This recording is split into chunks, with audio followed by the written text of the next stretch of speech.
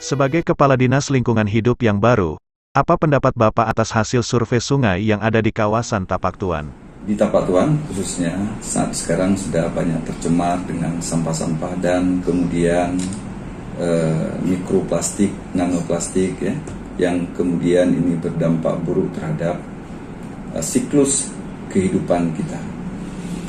Sebagaimana kami temukan di Sungai Serolah dibantu oleh tim ekspedisi Sungai Nusantara, bahwa di Sungai Serolah itu telah tercemar dengan mikroplastik.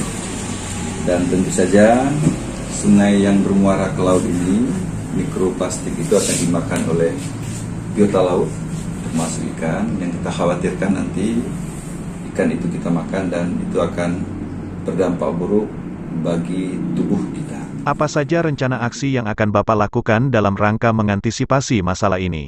Itu yang sangat penting adalah bagaimana kita tumbuhkan kerjasama lintas stakeholder, ya.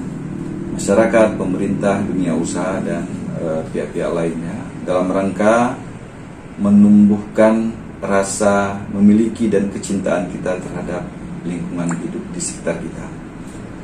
Melalui apa? Melalui tidak membuang sampah sembarangan, ya.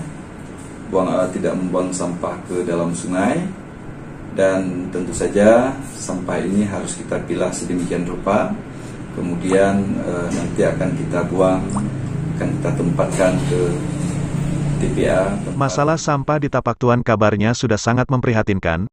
Apa langkah berikutnya yang akan Bapak lakukan? Pada tahap berikutnya tentu kita akan berupaya untuk bagaimana sampah-sampah baik organik dan anorganik ini akan kita olah menjadi lebih bermanfaat, baik sebagai kompos ataupun sebagai bahan-bahan daur ulang dari plastik itu sendiri.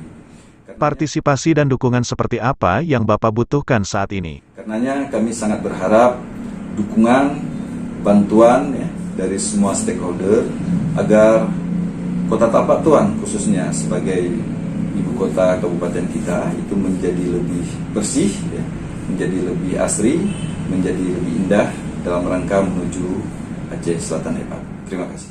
Baik, terima kasih Bapak atas wawancara eksklusifnya hari ini. Selamat menyambut Hari Lingkungan Hidup Dunia tanggal 5 Juni tahun 2022. Semoga alam dan lingkungan di Aceh Selatan tetap terjaga dan lestari. Menuju Aceh Selatan hebat, salam lestari.